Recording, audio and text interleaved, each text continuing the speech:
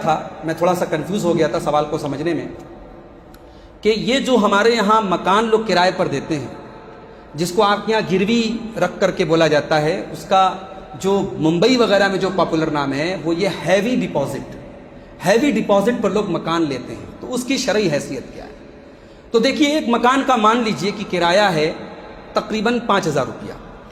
اب 5,000 کرائے پر اگر ایک رقم ڈپازٹ کے طور پہ کوئی لیتا ہے 50,000 یا 1,00,000 روپیہ لیتا ہے تو ڈپازٹ تو ایک الگ چیز ہوگی۔ ڈپازٹ لیا جاتا ہے بطور سیکیورٹی کہ کرایہ دار اگر بھاگ گیا، 5-6 مہینے کا کرایہ نہیں دیا، بجلی کا بل بغیر دیے بھاگ گیا یا کچھ نقصان کر کے بھاگ گیا، تو ہمارے پاس ایک رقم ہو تاکہ ہم اس نقصان کی بھرپائی کر سکیں۔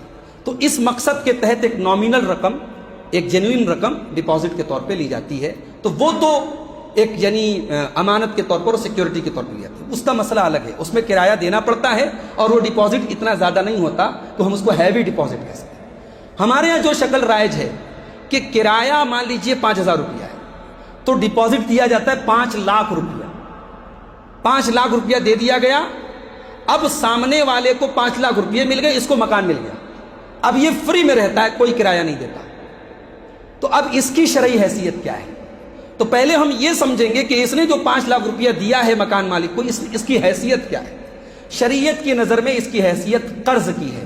جو رقم آپ سامنے والے کو دیں اس کنڈیشن پر کہ وہ بعد میں آپ کو لوٹا دے گا، شریعت اس کو قرض کہتی ہے، ٹھیک ہے؟ اور قرض میں کوئی منافع آپ نہیں کما سکتے، یہ شریعت کا متفقہ اصول ہے، اس میں کسی کا اختلاف نہیں، سارے مسلک کے علماء کا اتفاق ہے۔ اگر آپ نے قرض کے اوپر کوئی منافع لیا، دیٹ از کالڈ انٹرسٹ، اس کو بیاج اور سود کہا جاتا ہے۔ میں نے آپ کو 100 روپیہ دیا، اب اس 100 روپیہ کے بدلے آپ سے میں اگر 100 روپیہ لے رہا ہوں تب تو صحیح ہے، یہ قرض ہے۔ اگر 100 کی جگہ 101 روپیہ بھی لے رہا ہوں طے کر کے، شرط پہلے سے طے کر کے، تو یہ سود ہے۔ ہاں میں نے آپ کو 100 روپیہ دیا اور کچھ طے نہیں کیا، آپ کے میں کام آیا، آپ کو میں نے دیکھیں قرض جو ہوتا ہے نا، یہ کام آنے کے لیے ہوتا ہے، قرض کو احسان کہتے ہیں اسلام میں۔ قرض احسان کے لیے، قرض منافع کمانے کے لیے نہیں ہے بھائی۔ منافع کمانے کے لیے بزنس کرو، منافع کمانے کے لیے مزاربت کرو۔ آپ کا پیسہ لے کر کے میں بزنس کر رہا ہوں اور پرسنٹیج طے ہو گیا، 50% میں 50% آپ، تو یہ شریعت میں جائز ہے، اس کو مزاربت کہتے ہیں۔ لیکن یہ جو ہے کہ پیسہ دے کر کے میں آپ کو پیسہ دے رہا ہوں، قرض دے رہا ہوں، اس پر میں پروفٹ کما رہا ہوں، یہ 110% یہ بیاج ہے۔ بھائی بینک کو کیا کرتے ہیں ہم؟ بینک کو ہم پیسہ دیتے ہیں، تو بینک کو بھی جو ہم پیسہ دیتے ہیں شریعت کی ٹرم میں وہ ایک طریقے کا ہم بینک کو قرضہ دے رہے ہیں۔ ہم نے بینک کو قرضہ دیا کہ ہم جب چاہے تب بینک سے لے سکتے ہیں، اب بینک اس پر 5% ہم کو پر اینول ہم کو جو ہے انٹرسٹ دے رہا ہے، وہ سود ہے، حرام ہے۔ تو یہاں ہم نے جو ہیوی ڈپازٹ دیا 5,00,000 روپیہ، شریعت کی نظر میں یہ کیا ہے؟ یہ قرض ہے۔ تو ہم نے مکان مالک کو 5,00,000 روپیہ دیا، اس کے بدلے میں اس نے ہمیں کیا دیا کہ آپ اس مکان میں رہو اور کرایہ مت دو۔ تو کرایہ جو ہم نہیں لے رہے ہیں یہی انٹرسٹ ہے، اور اگر ہم کرایہ کے نام پر 1,000-2,000 روپیہ لے رہے ہیں تو جو اصل کرایہ ہے، مان لیجیے 10,000 روپیہ کرایہ ہے اور ہم صرف 1,000 روپیہ لے رہے ہیں، تو جو 9,000 بچا وہ انٹرسٹ ہے۔ تو یہ بالکل یاد رکھیں کہ یہ ہیوی ڈپازٹ کی شکل میں جو دیا جا رہا ہے۔ اچھا بعض لوگ کہتے کیا ہیں کہ صاحب دونوں لوگوں کا فائدہ ہے، مکان مالک کو پیسہ مل جا رہا ہے اور اس کو جو ہے مکان مل جا رہا ہے، تو دونوں لوگ کا فائدہ ہے۔ تو یہ بات یاد رکھیے کہ حرام چیز حلال نہیں ہو جائے گی اگر دونوں لوگ کا فائدہ ہے۔ بھائی بینک میں پیسہ رکھ رہا ہے ایک انسان، بینک والے کا بھی فائدہ ہے، پیسہ رکھنے والے کا بھی فائدہ ہے، اس کو ہر سال بیاج مل رہا ہے، بینک اپنے پیسے سے کما رہا ہے، تو کیا دونوں کا فائدہ ہونے سے وہ حلال ہو جائے گا؟ حرام تو حرام ہی رہے گا نا۔ تو دونوں کا فائدہ ہے، یہ ہونے سے وہ کوئی حرام چیز حلال نہیں ہو جائے گی۔ اس کا نام ہم گروی رکھ دیں، بہت سے لوگ کہتے ہیں گروی رکھتے ہیں، گروی کے بارے میں بھی یاد رکھیے، گروی بھی ہم جو چیز رکھتے ہیں وہ بطور امانت ہوتی ہے، اس میں کوئی استعمال نہیں کر سکتا۔ گروی کی چیز کو استعمال کرنے کی صرف ایک کنڈیشن ہے کہ اگر اس کی دیکھ ریکھ پر کوئی خرچ ہو رہا ہے۔ مثال کے طور پر آپ نے ہم کو بکری دی گروی کے طور پر، اب بکری کو ہم چارہ کھلا رہے ہیں، بکری کی دیکھ ریکھ کر رہے ہیں، تو اس کی دیکھ ریکھ پر جو خرچ ہو رہا ہے اس کے دودھ وغیرہ سے ہم اتنا فائدہ اٹھا سکتے ہیں، بس اس سے زیادہ کی اجازت نہیں ہے۔ گروی میں بھی سامان جو رکھا جاتا ہے وہ بطور امانت رکھا جاتا ہے، استعمال کرنے کے لیے نہیں رکھا جاتا۔ تو ہیوی ڈپازٹ کی جتنی شکلیں ہیں وہ ناجائز اور حرام ہیں۔ اب اس کا الٹرنیٹ ایک جائز الٹرنیٹ ہے، اس پر اگر ہم عمل کریں تو جائز ہو سکتا ہے۔ مثال کے طور پر ایک مکان ہے، اس کا کرایہ ہے 5,000 روپے، 10,000 روپے مان لیجیے کرایہ اس کا، مہینے کا 10,000 روپے کرایہ ہے۔ اب مکان مالک کو پیسہ چاہیے اور آپ کو مکان چاہیے، تو آپ ایڈوانس کرایہ دے دیجئے، اور ایڈوانس کرایہ جب آپ دیجئے تو کچھ اس میں جو ہے مکان مالک کچھ سہولت دے دے۔ مثال کے طور پر 1 سال کا 10,000 روپے سے کتنا ہو گیا کرایہ؟ 1,20,000۔ اب 5 سال کا اگر آپ جوڑیں گے تو 6,20,000 روپیہ ہو گیا۔ تو آپ 5 سال کا کرایہ جو 6,20,000 ہوتا ہے، آپ 5 لاکھ روپیہ دے دے مکان مالک کو، یا 4 لاکھ دے دے، جس پر طے ہو گیا۔ تو یہ کرایہ ایڈوانس کی شکل میں آپ نے دے دیا، اور یہ طے ہو گیا کہ یہ اتنے دن کا کرایہ ہے، اتنے دن تک آپ مجھ کو کوئی کرایہ نہیں دیں گے، لیکن اتنا پیریڈ گزرنے کے بعد آپ کو کوئی رقم واپس نہیں ملے گی، کیونکہ جو رقم آپ نے ہم کو دی ہے وہ بطور کرایہ دی ہے، بطور قرض نہیں دی۔ تو ہیوی ڈپازٹ کی شکل میں۔ اور میں نے یہ بھی سنا کہ بیجاپور میں اور بھی شکلیں رائج ہیں، وہ لوگ گاڑی دے دیتے ہیں گروی کے طور پر، اس کا پیسہ لے لیتے ہیں لوگ، اور بھی چیزیں دیتے ہیں ضرورت کی، اور پھر وہ جو چیز ملتی ہے، جیسے گاڑی، کسی نے ہم کو گاڑی دی اور ہم نے اس کو پیسہ دے دیا، اب وہ گاڑی ہم استعمال کر رہے ہیں، بلکہ ہم وہ گاڑی کسی تھرڈ پرسن کو دے رہے ہیں، وہ استعمال کر رہا ہے۔ یہ تو بالکل سود پر سود ہو رہا ہے، ہم ایک تو سود کھا رہے ہیں، دوسرے کو کھلا رہے ہیں۔ تو یہ سب میرے بھائیوں، سود کی خطرناکی کو سمجھیے، اور یہ شریعت کا ایک رول ہے، کل قرض جر منفعتا فہو ربا، ہر وہ قرض جس سے ہم منافع کمائیں، ہر وہ قرض جس سے منافع حاصل ہو، وہ سود ہے۔ یہ اصول یاد کر لیں، یہ صحابہ کا قول بھی ہے، کل قرض جر منفعتا فہو ربا، جس قرض کے اوپر منافع کمایا جائے وہ حرام ہے۔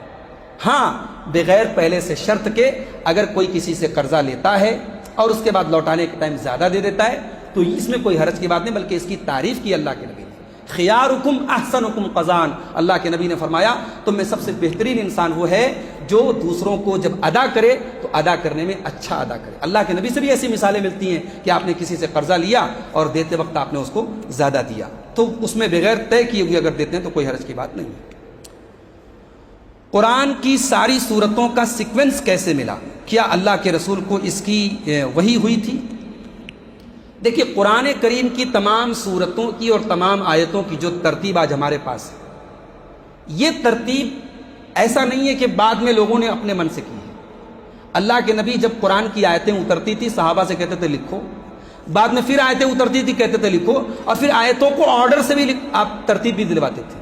تو یہ بات بالکل یقینی، اس پر پوری امت کا اتفاق ہے کہ قرآن کی آیتوں کی بھی ترتیب اور قرآن کی سورتوں کی بھی ترتیب یہ توقیفی ہے۔ توقیفی کا مطلب اللہ کے رسول سے ثابت ہے، اس میں کسی لاجک کا استعمال نہیں کیا گیا ہے، اس میں کوئی انسان نے اپنی عقل کا استعمال نہیں کیا ہے، اللہ کی طرف سے ہے، رسول کی طرف سے ہے، اس میں کوئی شک کی بات نہیں۔